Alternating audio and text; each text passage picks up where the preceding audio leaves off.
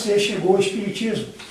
É uma história, Celso, e ouvintes, telespectadores, muito interessante.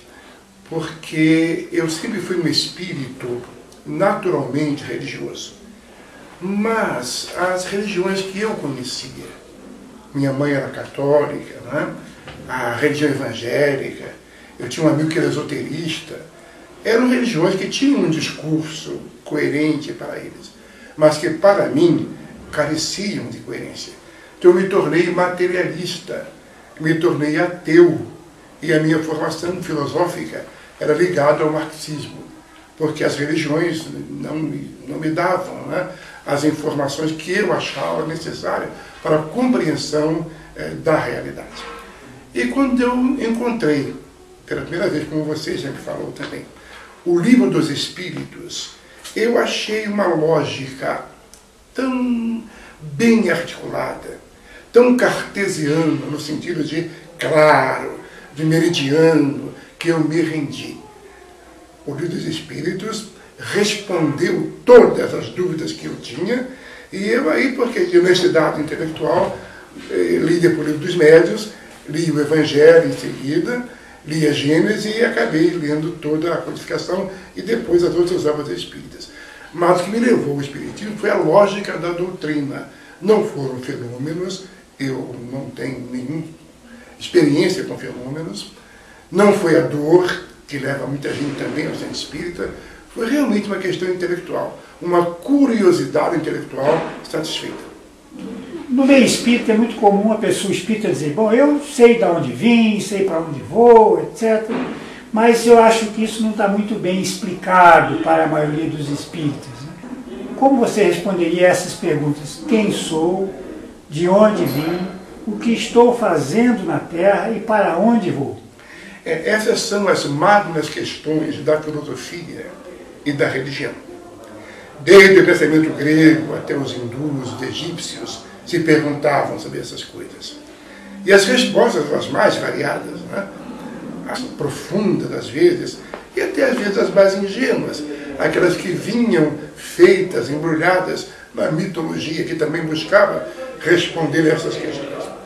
O Espiritismo tem respostas muito precisas com respeito a isso. Quem sou? Essa é a primeira questão fundamental. Qual é a minha identidade? Eu sou um espírito. O que significa isto? Eu sou um princípio inteligente, né? Encarnado temporariamente em um corpo. Enquanto espírito, eu sou filho de Deus, no sentido de criatura de Deus. Então, Deus participa em mim de uma maneira e eu nele. Não é à toa que Jesus disse, vós sois deuses. Então, enquanto espírito, eu sou aquela pessoa ou aquela criatura, né, que vem de muitas outras eras, de muitas outras vidas, e que caindo, levantando, sofrendo, enfim, vivendo experiências, tem tentado chegar ao que Jesus chamou de reino dos céus, o reino de Deus. A segunda questão é o que estou fazendo na Terra. Essa questão também é interessante. E é uma pergunta que todos deviam fazer. O que eu faço aqui na Terra? Será isso aqui um grande weekend? Um grande fim de semana? Eu vim aqui para me divertir? Né? Ou será isso aqui, como diz a religião católica, um vale de lágrimas? A Salve Rainha, expressão vale de lágrimas. Né? Eu vim aqui à Terra para sofrer? Né? Ou eu vim à Terra para gozar, para aprender, para viver e ter uma existência ao máximo feliz? Nenhuma das duas coisas, penso eu. Eu acho que a gente veio à Terra para aprender. Então, o que eu estou fazendo aqui na Terra? Aprendendo. E aprendendo o quê? Aprendendo primeiro a ser fraterno, a reconhecer que cada pessoa com quem eu entro em contato é um irmão, é uma criatura de Deus, a quem eu devo respeitar, ser solidário, ser fraterno. E a minha grande dificuldade, creio que é de muita gente, não é? Que é essa capacidade de amar o próximo, que a cada próximo que você tem por aí, que não dá vontade de amá-los, não, né? Não, a gente fica com dificuldade. Eu vou amar o estuprador, eu vou vou amar o assaltante, eu vou amar o político corrupto. Eu sei que é difícil, mas um dia essas pessoas não foram corruptos, não foram estupradores, se tornaram pela própria vida e pelo mau uso do livre-arbítrio. Essas pessoas são criaturas de Deus, desviadas, e compete a mim não julgá-las. Lembrando o Evangelho de Mateus: não julgueis, para não serdes julgados, porque na medida com que julgardes, sereis julgados. Então, a minha estada no planeta está ligada a esse primeiro aprendizado, que é aprender a viver com o outro, aprender a convivência, convivência junto com o outro. A segunda é o aprendizado intelectual. Eu também vim aqui para isso.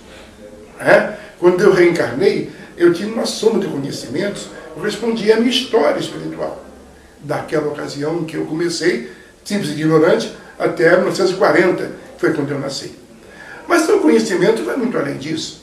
Ele é muito mais amplo, ele não tem fim, ele é infinito. Então eu vim também, aqui estou aqui na Terra também para aprender. Estou tentando fazer isso. Estou tentando aprender. Estou tentando ler, escrever, falar com pessoas, fazer palestras. Tudo isso é aprendizado. Mas com muito cuidado, para que esse aprendizado não seja desevangelizado. Essa é uma questão interessante. Eu viro um materialista, como já fui. Eu viro um marxista, eu viro um trotskista, eu viro um ateísta vazio, com muito conhecimento, mas sem nenhum amor. Então o esforço de quem está vivendo na Terra, intelectualmente falando, é tentar fazer uma coincidência entre o conhecimento intelectual e a prática moral. É o que eu estou tentando fazer na Terra, nesse tempo todo, é aprender cada vez mais, tanto do ponto de vista intelectual, quanto do aprendizado moral e amoroso do Evangelho. E para onde eu vou? Quando Freud foi questionado sobre a origem das dores do mundo, ou dos problemas do mundo, ele disse: olha, o problema está na sexualidade. O nome disso é pansexualismo freudiano. Então, para Freud, se nós conseguíssemos pegar a nossa libido e subordiná-la ao princípio de realidade, ao ego, a gente ia ser feliz. Porque realmente o problema nosso é a sexualidade. Um segundo problema, um segundo pensador, chamado Marx, perguntaram a ele: Marx, qual é o problema? As dores do mundo derivam de quê? Ele disse assim: olha, da exploração do homem pelo homem, do sistema capitalista, sistema impiedoso, que faz o trabalhador ficar cada vez mais pobre, enquanto o patrão fica cada vez mais rico. Então esse é o maior problema humano. O dia que a gente vencer essa etapa, o dia que a gente conseguir uma sociedade justa, em que o trabalhador seja remunerado de acordo com o trabalho, e o patrão menos ganancioso, a gente vai conseguir isso. Só que essa concessão não vai ser feita pacificamente. Será feita pela revolução, pela luta armada. Isso entusiasma muita gente, né? A chamada esquerda, né?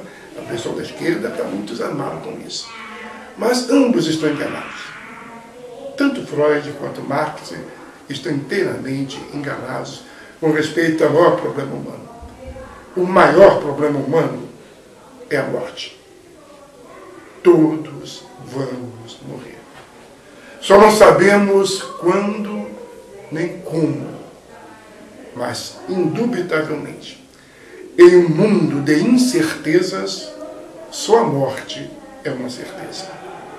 Um dia nós vamos deixar este corpo. Nós vamos sair dele. E para onde vamos, que é a pergunta fundamental.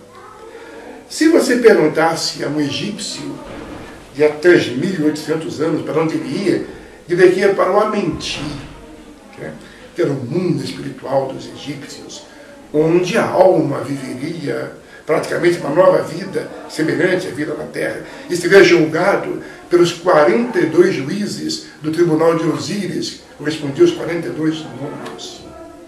Se perguntasse a um grego, para onde vamos depois da morte? Ele diria: para o Hades. E o que é o Hades? O Hades era um mundo espiritual que André Luiz chama de umbral. Não sem motivo. A palavra umbra é latina, significa sombra. Então, umbral é região sombria. E para os gregos, depois da morte, a gente vivia na forma de sombra, que é o corpo fluídico. Não é? Em um mundo dirigido por um deus chamado Hades, cuja rainha era Proserpina, que era a mulher de Hades, que esse casal, né, dominava, governava o mundo espiritual dos gregos. O interessante é que essa proposta ela é bonita, porque o Hades grego corresponde mais ou menos ao espaço de André Luiz chamado plano espiritual. É muito semelhante. Quem quiser fazer uma comparação, basta ler as obras antigas, da religião antiga, e ler André Luiz, você vai encontrar muita similitude entre essas duas coisas. Se você perguntar a um judeu do Velho Testamento, para onde você vai quando nós vamos? A resposta é que vai para o Sheol. O Sheol é o mundo dos mortos, segundo a cultura judaica, né? Onde o morto sofrerá, o espírito do morto sofrerá dores profundas, né? Inclusive, há uma passagem de Moisés em que Datã, Abirã e Coré se insurgem contra ele, e Moisés fica tão irritado que pede a Jeová que acabe com eles. A expressão é interessante. E eles desceram vivos ao Sheol. O Sheol é embaixo da terra, que vai dar origem, com asas, ao inferno católico. Se perguntarmos a um católico para onde vamos, a resposta antiga era para o céu, se for uma pessoa excelente, maravilhosa, bom pai, bom filho, bom amigo, bom cidadão. Se for o contrário, para o inferno, região de fogo, onde Lúcifer e seus mais de 50 mil demônios estão lá preparados para cozer-lhe a alma, para torturá-lo de acordo com a sua pena, com o seu castigo. E se você for como eu, por exemplo, nem bom nem mal, que faz bobagem, faz coisas boas, você tem um lugar também. Não é? É o purgatório. A palavra é purgatório, com R, e não com L. Purgatório seria outra coisa, né? Seria relativo a pulgas. E lá não é purgatório. Purgatório é do verbo purgar. O que é purgar? É limpar. Daí vem a palavra purgante. Aquilo que purga, aquilo que limpa. Então, no purgatório, a alma ficaria lá na dependência das preces dos encarnados, das missas. E se ele conseguisse, com o tempo, a boa recepção desse adjutório dos encarnados, ele então dali iria para o céu, nunca para o inferno. Então é um lugar intermediário para aquele do bom nem mal. Há pouco tempo o Papa atual, Ratzinger, né, o cardeal, caçou uma outra dimensão chamada limbo, que era para onde iam as crianças, que não faziam nem bem nem mal, recém-nascidos, iam para o limbo. Mas o Papa caçou o limbo, acabou com o limbo, e o limbo hoje não faz mais parte da teologia da Igreja Católica. Fica no céu, no inferno e no purgatório. Os protestantes, respondendo essa pergunta, são mais radicais. Eles não têm purgatório. Você está salvo ou está perdido? Né? Que é o pensamento de Santo Agostinho, por exemplo. Né? Ou você está salvo com Jesus, no paraíso, seio de Abraão, ou você está no inferno, você está perdido, você não tem mais soluções. E o Espiritismo, aí é que está a questão, os teólogos. Por que eu me rendi ao Espiritismo? Pela lógica dessa resposta. Principalmente dessa resposta. O Espiritismo matou a morte. Então, para onde eu vou, não tem mais sentido nenhum no Espiritismo. Essa frase assim, Deus o tem em bom lugar, não tem sentido no Espiritismo. Porque não é assim que funcionam as coisas. A maioria dos espíritos não vão para lugar nenhum, ficam presos ao dinheiro que deixaram aqui, ficam presos à mulher, que eles têm ciúme da mulher até hoje, às vezes já está com um outro, e a casou, eles estão lá perturbando, aí tem que ir ao centro para dar um passe na senhora, levar o nome lá do falecido, para rezar por ele, porque não está morto. Essa é a questão interessante. Eu não vou para lugar nenhum porque eu não estou morto. A vida continua. Quando eu deixo o meu corpo e olho o meu corpo à sepultura e compreendo que eu não pertenço mais a essa ordem, não pertenço mais a essa dimensão, e aí eu fico muito confuso. Para onde eu vou? Se eu sou evangélico, espero que Jesus venha correndo, né, me atender, cercado de anjos. Se eu sou católico, espero que São Pedro abra a porta do céu para mim. Né, e assim por diante. Mas eu sou espírita, não. Naquele momento, eu vou para onde os meus sentimentos determinarem. Se eu sou mau, se eu sou perverso, eu vou para junto de almas perversas que estão lá desencarnadas também. Eu vou engrossar o grupo dessas almas. André Luiz fala disso com muita frequência. Né? Dessa ideia de que o filme Ghost, por exemplo, né? Aquele bandido que morre, aquelas figuras negras que estão ali, é um símbolo da relação e de identidade entre o desencarnado e as pessoas que estão do outro lado, que são espíritos malévolos. Né? Mas se eu ficar lá muito tempo, mesmo entre os maus, eu tenho chance de ir para uma colônia espiritual. E o que é, em verdade, uma colônia espiritual? É uma dimensão espacial que não é exatamente tópica, num lugar exato. É uma dimensão, embora tenha uma geografia também. É um mundo espiritual dos gregos. E lá eu vou ser, depois da morte, atendido. E lá, então, eu vou cair numa convalescença, que é um período que eu vou ter para descondicionar os meus contatos, as minhas respostas psicológicas da vida encarnada, e depois disso eu deverei nascer de novo. Deverá haver um projeto e eu vou então voltar a viver. Então, para o espírita, nós não vamos, nós ficamos, porque a vida continua. E a vida não para, a vida é uma dinâmica. O espiritismo tem dogmas? E se tem, quais são esses dogmas? Necessariamente não. Né? Mas Allan Kardec fala do dogma da reencarnação. Isso é interessante. Vamos examinar isso com um pouco mais de calma, né? Em havendo tempo. De televisão e rádio não tem muito tempo, né? Mas é coisa rápida. O que quer dizer dogma? A palavra dogma vem de doxa, quer dizer opinião. Então, o dogma é uma opinião tirada num concílio e a partir desse concílio, que tirou essa opinião, ela passa a ser matéria de fé, respeitabilíssima e não pode ser negada pelo católico. Por exemplo, o dogma da Imaculada Conceição. Maria foi virgem antes, durante e depois do parto. Essa é a opinião da igreja. E se eu sou católico, isso é imposto a mim e eu devo aceitar isso. Se eu não aceitar, eu me torno herege. Mas quando você fala em dogma, Celso, você está abrindo mão do raciocínio. Você não quer raciocinar. Está imposto. Quem disse isso? É o Papa e o Concílio disseram, então acabou. Mas se somos racionais, não podemos aceitar isso. E por que Kardec falava em dogmas? Porque dentre os fatos espíritos, a reencarnação era única, que naquela época não tinha sido ainda objeto de estudo, como é hoje.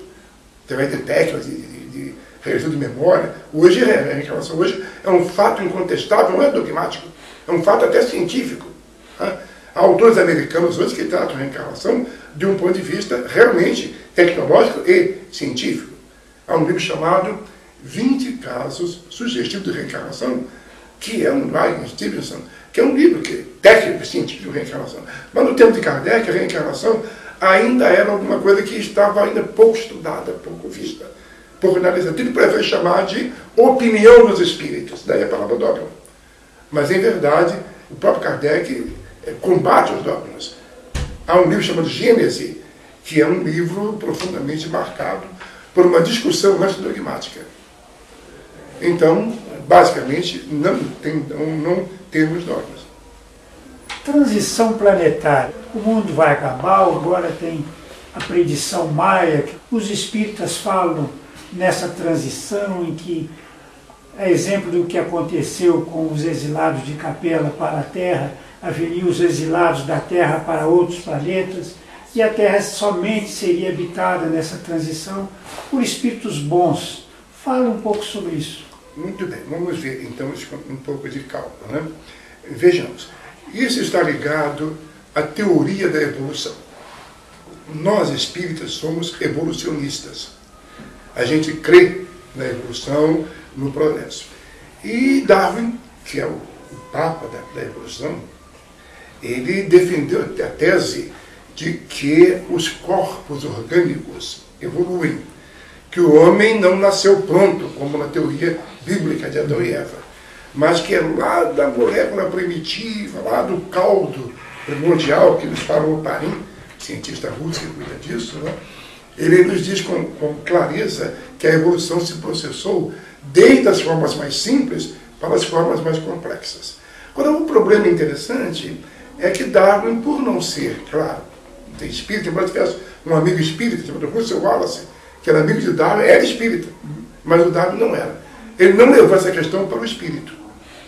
Ele permaneceu dentro da ortodoxia católico evangélica, né? Ele era inglês, então ele era anglicano.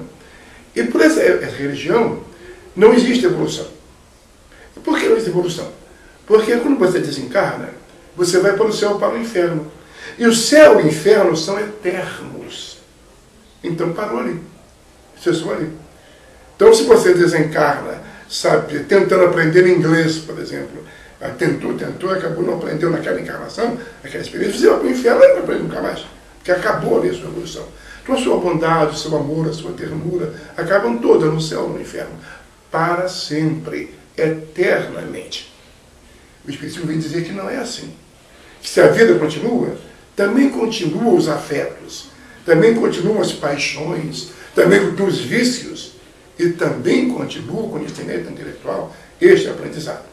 E amplia mais isso, dizendo que a evolução não se processa só na Terra, mas se processa no cosmos. Ela é cósmica.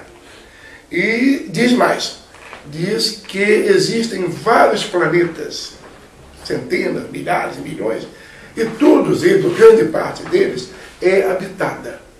Tem seres inteligentes vivendo aí. E a lei da evolução não é para a Terra, é uma lei cósmica universal, é para todo o universo.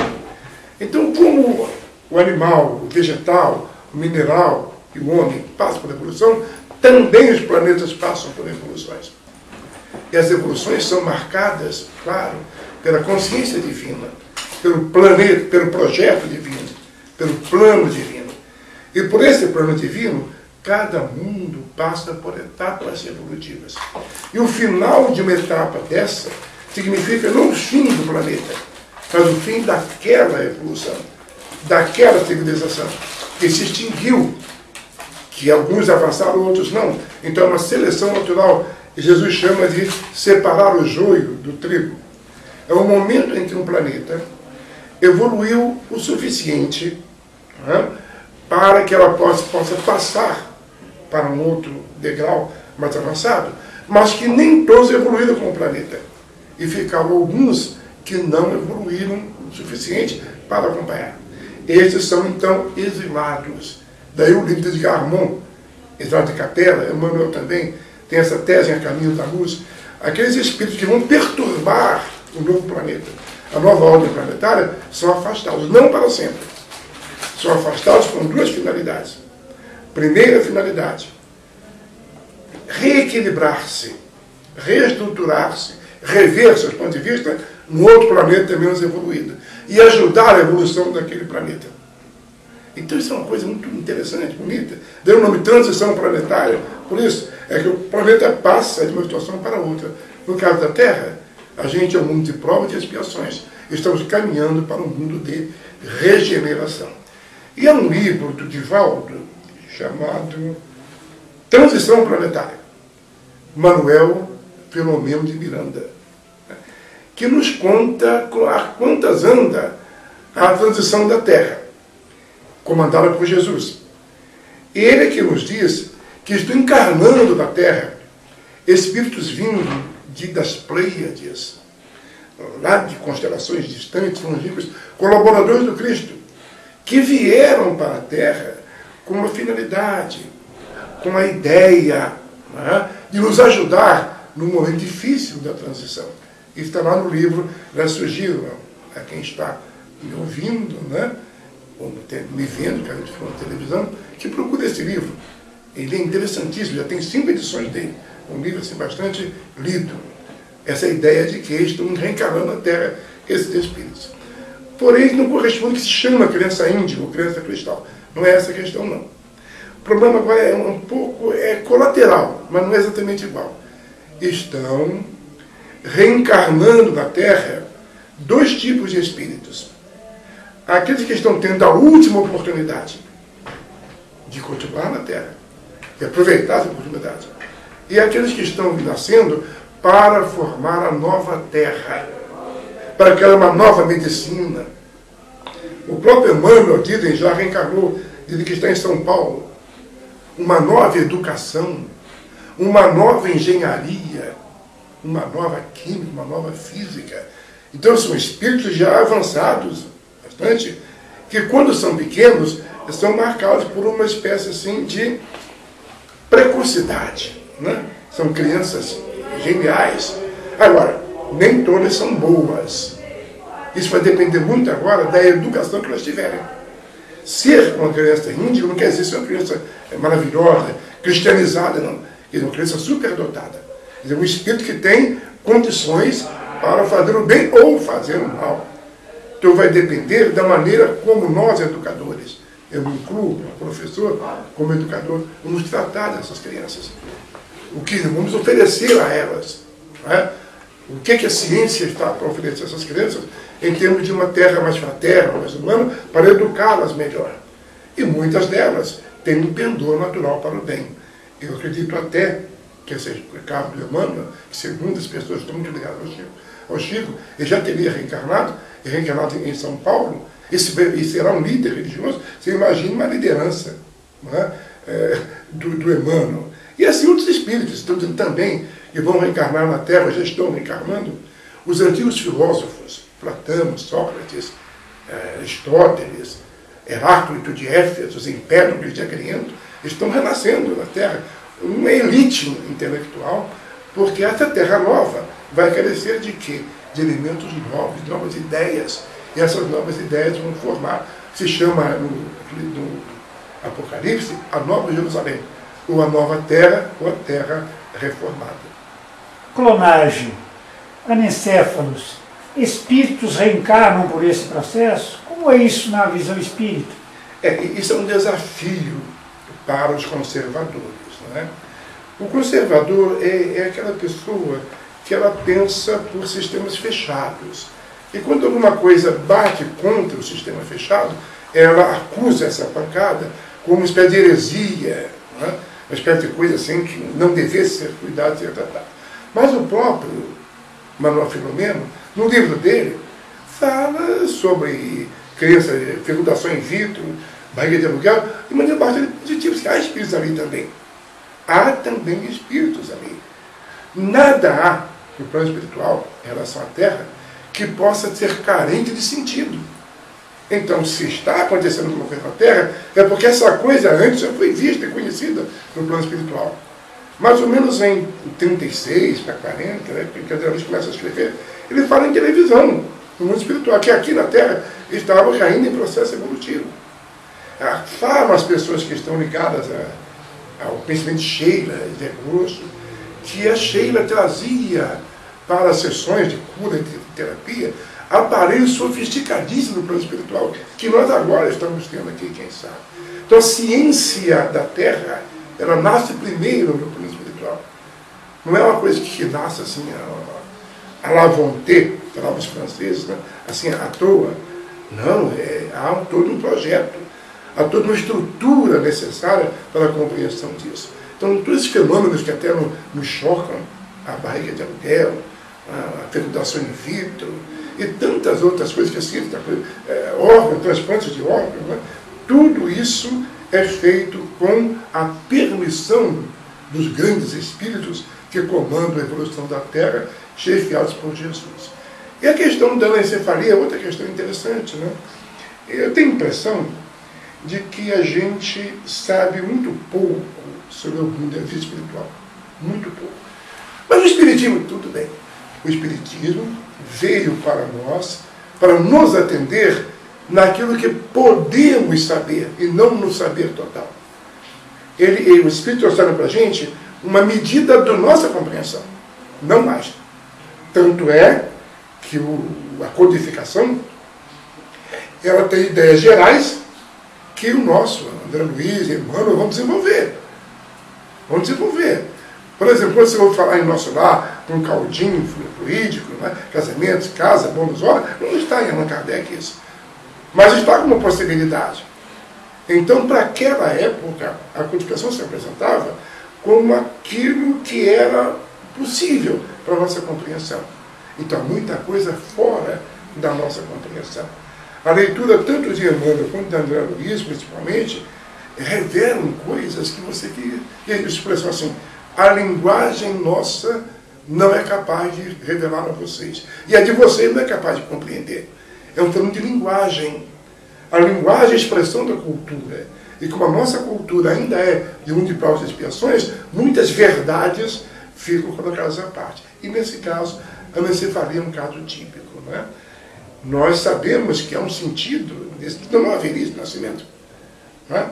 E deve haver, sim, um princípio espiritual, um apoio espiritual, algo de espiritual nesses partos. E até casos que duram semanas, meses. Não é? E há uma noção bem interessante também sobre a aprovação dos pais, que o Espírito fala disso, né? Crianças que morrem prematuramente podem ser atribuídas a aprovações dos pais, ao crescimento do pai. Ou a situação em que o Espírito não precisaria viver tanto tempo. Ele, com pouco tempo, supriria uma dificuldade que ele tem enquanto devedor da lei de Deus. Carlos, nós agradecemos e gostaríamos que você desse uma palavra final para os que assistem à TV Andragogia, para esses novos tempos. Uma mensagem aos espíritas nesta nova era, nesta era de transição planetária. Eu não sou a pessoa indicada para dar a palavra final, porque eu sou uma pessoa muito pequena, muito rústica. Né? A palavra final é assim para mestres, né? Para pessoas iluminadas, que veem muito à frente, e eu não sou assim. Mas o que eu posso falar a vocês é que tenham calma. Não se desesperem perante o que vai acontecer e o que está acontecendo. O que está acontecendo é terrível, não tenham dúvidas. Os tsunamis, né? As guerras, o terrorismo, as matanças coletivas, a violência desenfreada, a corrupção que parece desbragada e sem controle, tudo isso tem um sentido. Tudo isso nos conduz para Deus. Há uma afirmação interessante de um matemático grego, um homem de muito respeito, chamado Arquimedes. Ele dizia assim: todo movimento tende para o equilíbrio. E todos os movimentos que você vê na Terra hoje tende para o equilíbrio. Por mais terríveis que sejam, por mais apavorantes que sejam, não tem dúvidas, tende para o equilíbrio. E uma coisa também que eu quero chamar a atenção, você colocou para mim em off, eu quero colocar para as pessoas, que é a questão do mundo acabar. A Terra pode acabar? Pode, mas é uma chance em mais de 1 trilhão. A chance da Terra acabar é muito difícil. E ainda no tempo, né? Porque caso o Sol venha a se extinguir, teremos uma idade de gelo. A Terra será coberta de gelo, e claro que ela acabará. Isso é de bilhões de anos. Então o que termina é um ciclo cultural. Um ciclo de cultura. Por exemplo, o ciclo romano acabou em 476, com Odoacro, rei dos Élogos, acabou com o Império Romano. Então aquele ciclo terminou, acabou, e surgiu um outro ciclo. Desses ciclos particulares pequenos, que não são da transição planetária, são os pequenos, eles também vão acabando e culturas vão cedendo a outras culturas. Os maias, os incas, aqueles desapareceram. Os chineses, nós estamos numa outra cultura diferente. Os egípcios, que foram assim, o milagre fantástico da antiguidade, o mistério das pirâmides, das esfinges, das múmias, todo aquele conhecimento, desapareceram. Estarão enterrados nas areias ardentes do Saara. Estarão à espera dos arqueólogos que possam mover a terra para procurar os segredos escondidos. E isso acaba. Mas o espírito imortal jamais acaba. Então, se a ideia do mundo acabar, é um mundo tomado como o conjunto das pessoas, das culturas existentes neles. Pode sim. Pode sim. Agora, não acabar o planeta, mas haver uma modificação, uma transformação nas culturas, de modo que um ciclo cultural se feche para que nasça, para que surja outro ciclo cultural. E a minha sugestão é que tenham fé em Deus. Uma fé robusta, uma fé firme, e creiam sinceramente que nós não somos órfãos da divindade. Deus é nosso Pai. Ele nos criou para que um dia possamos chegar aos mundos maiores, que Jesus chamou de Reino de Deus. Malkuta de Shamayan, em hebraico, o reino dos céus. E isso aí é uma conquista nossa. Isso vai acontecer. Tenha fé que vai acontecer.